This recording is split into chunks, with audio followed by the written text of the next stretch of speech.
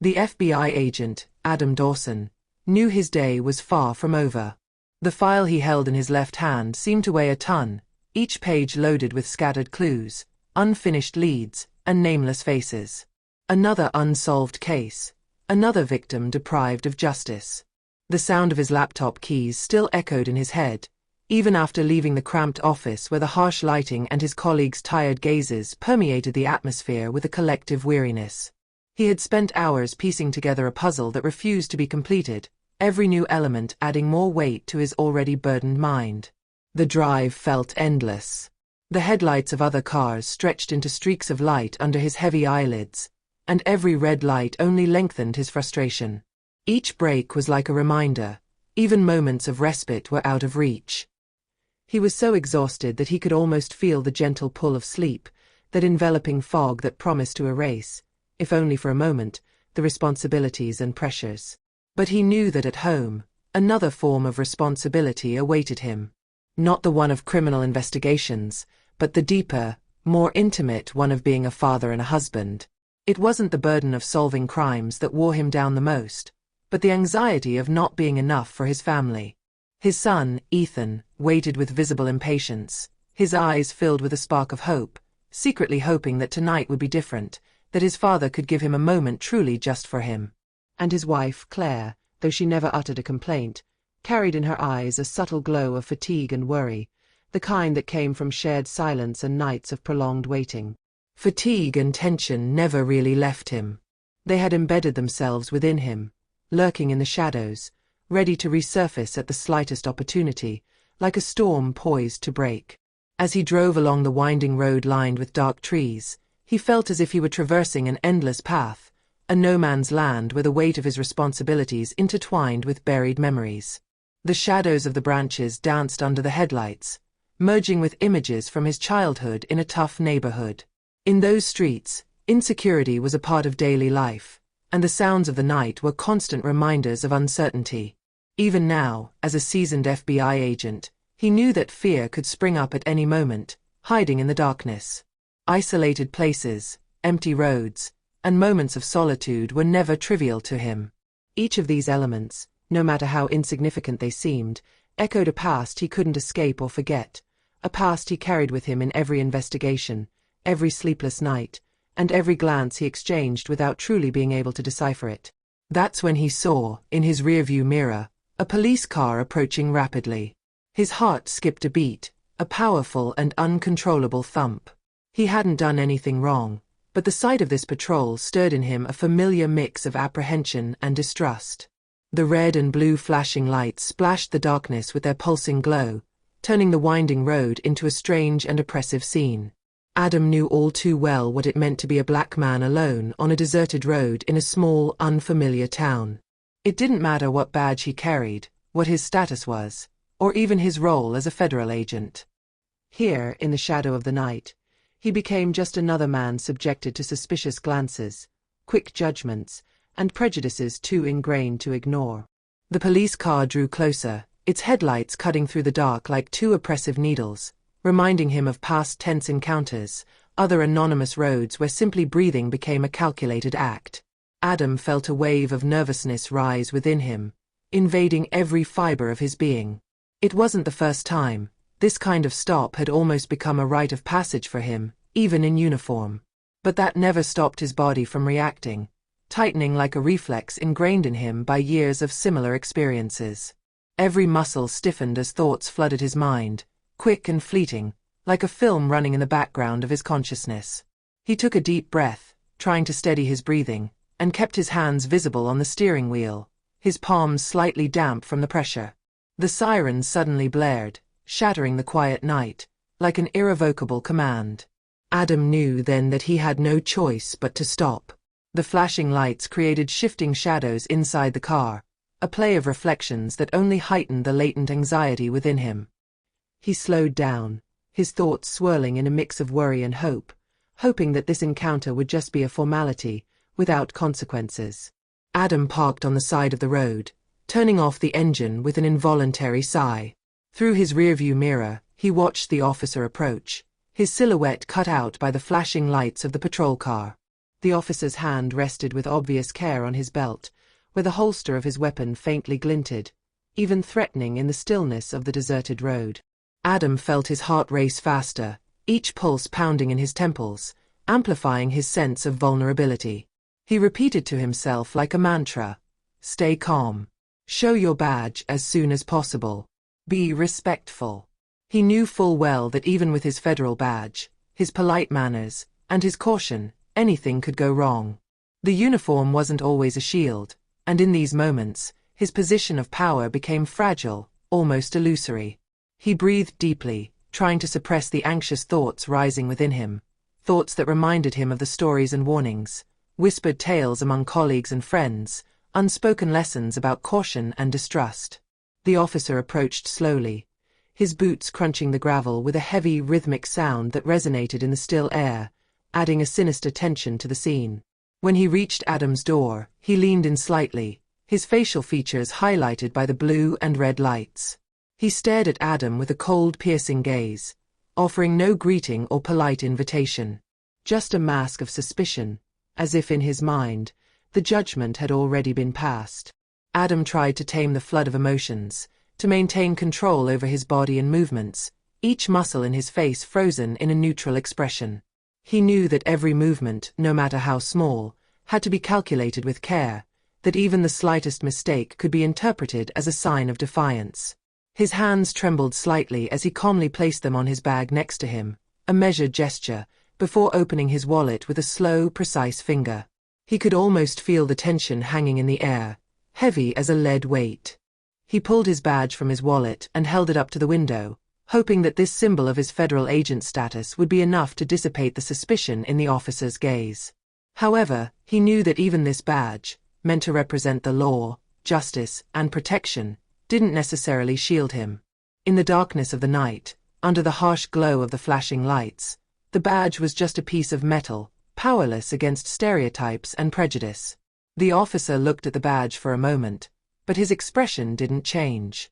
Adam felt a wave of frustration rise within him, mixed with a deep, almost visceral fear. He wondered whether the officer would finally speak, whether he would ask the routine questions any agent would during a standard stop, or if this scene would stretch on, growing heavier, filling the car with an almost unbearable tension. In the silence of the waiting, the weight of the injustice and the brutal reality of the situation became overwhelming. In a final effort to break the suffocating atmosphere, the officer spoke, his deep, stern voice grating the already tense air. "You're not from around here, are you?" he asked, his tone laced with disdain. It wasn't a real question, it was a disguised accusation, a judgment passed before Adam could explain himself. The officer's probing, cold stare seemed to seek out every detail, as if looking for a sign of any wrongdoing. Adam felt his body tighten slightly, his muscles stiffened under the pressure of the accusatory gaze. The tone, the way he was being sized up, brutally reminded him of all those times when his identity had been questioned, when he had felt the weight of doubt and suspicion fall on him for no reason. He took a deep breath, struggling not to let the frustration bubbling inside him show. "No, I'm just passing through," he replied calmly, controlling his voice despite his fast-beating heart. "I'm an FBI agent, and I'm heading home." He slid his badge towards the officer, hoping that it would calm the palpable hostility hanging in the air. The officer grabbed the badge with a sharp movement, turning it between his fingers, inspecting every detail as if searching for a flaw, a pretension. He then looked back at Adam with a sarcastic gaze, his eyebrows furrowed, a mocking sneer twisting his mouth. "FBI agent, huh?" His voice dragged, full of biting irony. After a short pause, he tossed the badge onto the passenger seat with disregard, his gesture deliberately casual, contemptuous. "That doesn't change anything here. You might be a big shot in Washington, but in this town, I'm the one who makes the rules." He crossed his arms, locking his gaze on Adam with unyielding coldness. His posture radiated ruthless authority, almost hostile. "So, why are you hanging around here at this hour?" His voice, even harder now, betrayed a sense of defiance, as if he were relishing having the upper hand, having the last word. Adam felt his stomach tighten, a deep tension spreading through him. He had faced this kind of confrontation before, But the injustice, the contempt that paralyzed him here didn't lose any of its violence, no matter how many times he'd encountered it. He knew the weight of silence and restraint, understood that the officer's hostility was rooted in nothing more than prejudice, which, on this dark and isolated night, was revealing itself with no filter. He also knew that the slightest protest, a misunderstood word, or an imprudent gesture could escalate the situation in a heartbeat. Taking another deep breath to calm the surge of anger trying to break through his calm exterior, he responded in a measured, almost distant tone. "I told you, I'm heading home after a mission." His voice was firm, reassuring, but he could feel the doubt piercing through each word. "I have nothing to hide, officer." He held the officer's gaze, his eyes trying to convey the sincerity that, he hoped, would break through the wall of distrust. Yet the officer seemed unmoved. He remained impassive, arms still crossed, his mouth set in a stern line. Adam could almost perceive a glimmer of defiance in his eyes, as if he were waiting for a mistake, a misstep. The silence between them thickened, each second intensifying the tension in the car. Adam forced himself to breathe slowly, his gaze fixed on the officer despite the urge to look away, to break the oppressive connection. He understood that this was no longer just a routine stop, but a tacit confrontation, a test of patience and resilience. In this exchange heavy with unspoken words, Adam felt the full weight of his years of experience, his successes and sacrifices, confront the harsh reality of a simple traffic stop turned into a personal test. Here, on this anonymous road, far from his missions and colleagues, he was just a man facing another, a symbol trapped by prejudice. His hands, still on the wheel, remained visible, his movements precise and slow, each gesture measured in the hope of maintaining the thin layer of peace that still held. The officer looked at him silently for a moment, his face expressionless, before stepping back without turning his gaze away. "Yeah, that's what they all say. Get out of the car." The words struck like thunder in the night, leaving Adam frozen in his seat. A cold shiver ran down his spine. He knew he had done nothing wrong, but the order to get out of the car, in this situation, in the middle of the night, on an isolated road, triggered a wave of alarm that overwhelmed him, making him shiver. His mind began to spin, analyzing the implications of this request. He knew this could be the start of a dangerous escalation, a moment where the smallest movement could be misinterpreted. "Officer," he began, his voice calm but firm, a mix of defiance and submission. "I'm in compliance. I haven't broken any laws. Why should I get out of the car?" His words floated in the air, trying to ease an already volatile situation. He was trying to maintain his authority, reminding the officer that he was a federal agent, but in front of him stood an authority figure determined to prove his power. The officer's gaze hardened as he reached for his holster, his finger resting on the clasp, ready to draw. Adam felt his stomach tighten, a dull fear taking hold of him. "I'm not going to repeat myself, Dawson. Get out of the car." The tone was now final, and Adam could almost feel the implicit threat in those words. He sensed the situation was about to tip, and every fiber of his being screamed not to succumb to panic. The silence around them became oppressive, almost tangible. The sounds of nature seemed to fall silent, leaving only the quiet, underlying tension hanging in the air. Adam knew that everything he said or did from this point on would be crucial. He took a deep breath, feeling his heart pounding in his chest. Each beat seemed to echo like a drum, marking an internal battle between reason and survival instinct. He briefly considered his options. Getting out of the car would mean submitting to the officer's authority, an act that could be seen as a sign of weakness. But staying inside, as the situation grew more tense, risked leading to disastrous consequences. Adam knew the outcome of this encounter depended on his ability to stay calm, to control his emotions in this critical moment.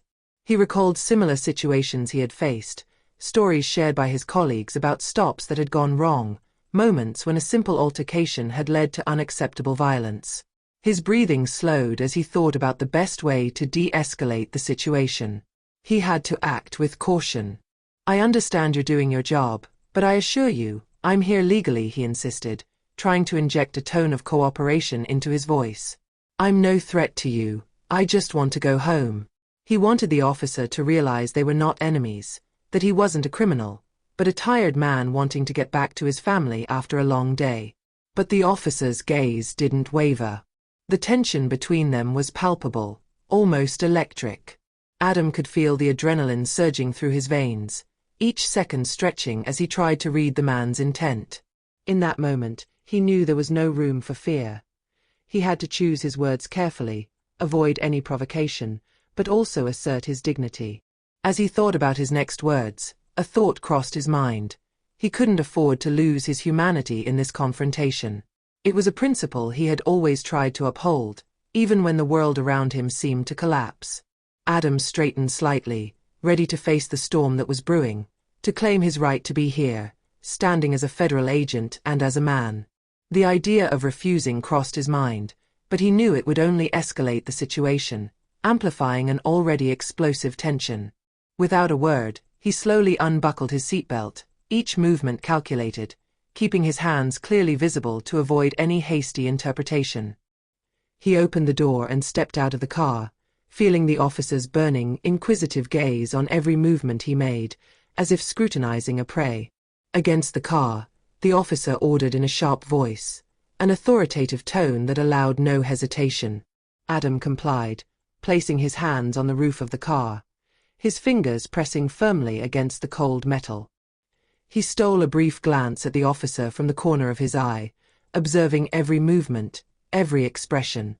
The officer's eyes burned with suppressed anger, a rage he had been holding back since the start of this absurd night.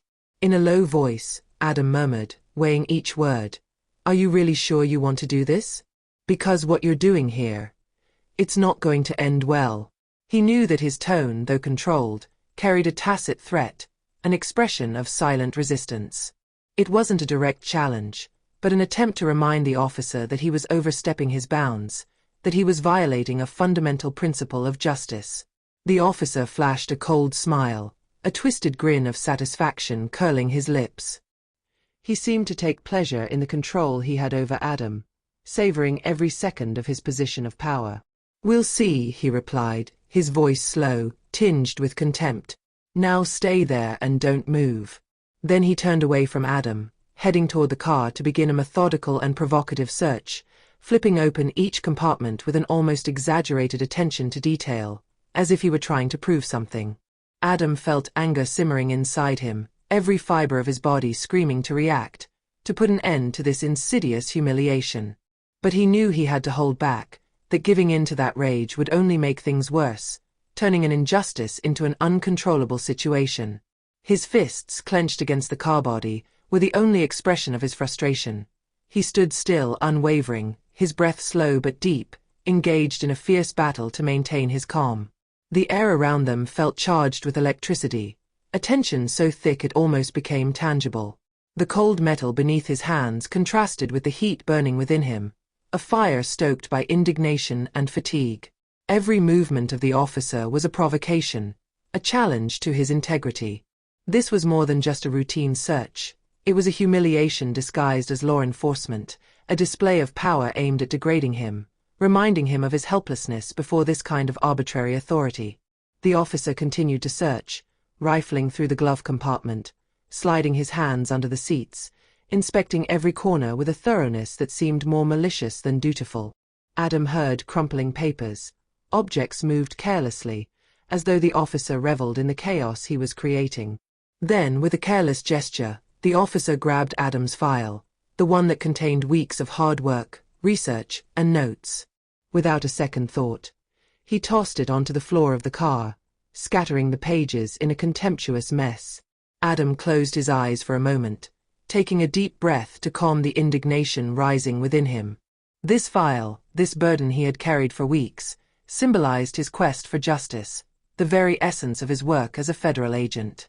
And now, before his eyes, it felt as though that effort had been reduced to a pile of crumpled pages, tainted by this humiliating violation. He felt a deep, simmering anger, a wound that didn't only come from wounded pride but from a more profound disillusionment, the realization that here he was, vulnerable, despite his badge and everything he represented. The officer returned to him, his eyes gleaming with triumph, as though he had won a battle. Adam slowly opened his eyes, his hands still on the car, now slightly trembling. He knew that every second spent in this position, every humiliation endured, was only eroding the image he had of himself, that of a man of principle, a federal agent committed to upholding justice. The officer narrowed his eyes, his features hardening further, as if weighing every word Adam said. "Oh yeah. And what are you going to do about it, Agent Dawson?" he sneered, with that mocking, almost amused smile that made Adam feel trapped in a bad power play comedy. The question, seemingly harmless, carried an almost imperceptible threat, as though the officer were relishing the control he thought he had over him. "I'm not here to threaten anyone, officer," Adam replied, his voice measured, his gaze piercing, showing no trace of doubt. "I'm here to do my job, like I said. But it seems that's a problem for you." Adam's words hung in the air, heavy with meaning and control, a counterbalance to the oppressive tension that enveloped the scene. The officer absent-mindedly flipped through the notebook he had found in Adam's glove compartment, his fingers pausing occasionally on certain notes, feigning interest while casting quick glances at the federal agent. The officer's gaze was like a blade, cutting and accusatory, determined to find weakness in Dawson's stance. "Doesn't look like someone just passing through," he muttered, slamming the notebook shut, his contempt apparent. "You're hiding something, Dawson. We can see it in your attitude. You look nervous." Adam took a deep breath, holding back the urge to retort. He knew that everything in this confrontation was an attempt to make him slip, to turn this interaction into a scene where he would become the aggressor and the officer, the victim. He forced an outward calm, but his mind was boiling. Frustration mounted like a silent, powerful wave. Here, in the middle of the night, on this desolate road, his badge meant nothing. His voice, his status, all of it seemed to vanish in the cold injustice that pressed upon him. "I've shown you my papers, my badge. Everything is in order, everything is clear," Adam repeated, trying to control the slight tremor in his voice. The indignation still slipped through, but he quickly recovered. "If you have a problem with that, check my documents. You'll see I am exactly what I say I am." The officer did not step back, simply taking a step forward and standing just a few centimeters away from Adam, his gaze locked with his, filled with cold hostility. It was a silent challenge, as if a final test to probe the limits of the agent's patience. "Maybe I don't need your papers," the officer murmured, his voice so low it almost became threatening. "Maybe in this town, we see things differently." The silence that followed was heavier than any accusation. Adam could hear the blood pounding in his temples, each beat echoing like a warning. He knew he was walking a fine line, that every word, every expression could be interpreted, twisted, used against him. But he refused to give in. Not this time. Not here, in front of a man who, under the guise of a uniform, believed he could reduce him to a mere suspect without cause. He lifted his head slightly, his hands still firmly pressed against the roof of the car, every muscle in his body tense, but his gaze unwavering. "You're making a mistake," he said, his words cutting through the air like a scalpel, cold and assured. "And that mistake is going to cost you more than you think." His tone, though controlled, carried a fierce intensity, that of a man who would not let this humiliation go unpunished. The officer took a step back, surprised by Adam's confidence. He stared at the agent for a few seconds, as if unsure of what to do next. Adam knew the moment was critical. He had to act, but cautiously. "You know," Adam continued, "this whole scene is being recorded. My team already knows my location. You can play this game as long as you want, but it's not going to end well for you." A flash of doubt passed through the officer's eyes, but he quickly regained his composure, gritting his teeth. However, Adam could feel a slight shift in the atmosphere. The officer was no longer as certain of himself. The officer stood motionless, his jaw clenched, his fingers trembling slightly around his gun holster. The confidence he had displayed at the start of this confrontation seemed to be slowly eroding, eaten away by the possibility that his actions could have serious consequences. He now cast furtive glances at Adam, as if searching for signs of lies or provocation, but all he found in the agent's eyes was calm and determination. You You really have a team following you? The officer asked, his voice betraying a nervousness he could no longer conceal. The confidence he had shown moments ago was now cracking. Adam remained silent for a moment, letting the question hang in the thick tension of the air. Then he slowly nodded. Of course I have a team. I'm not an amateur. I'm here on an official mission, and every move I make is being closely monitored. The officer took another step back, his gaze flickering between Adam and the car he had just searched with near obsessive intensity. He was looking for an exit, a way to regain control of the situation, but he knew he had crossed a line. The realization was beginning to sink in. This was no longer a routine check. It was an abuse of power that could cost him dearly. I didn't mean to. I was just doing my job, the officer stammered, his voice losing its edge. You have to understand, it's a small town, we're cautious here. People like you. Adam gritted his teeth, his suppressed anger threatening to resurface. People like me? What does that even mean? Do you think you can treat someone differently just because they don't fit your idea of who should be here?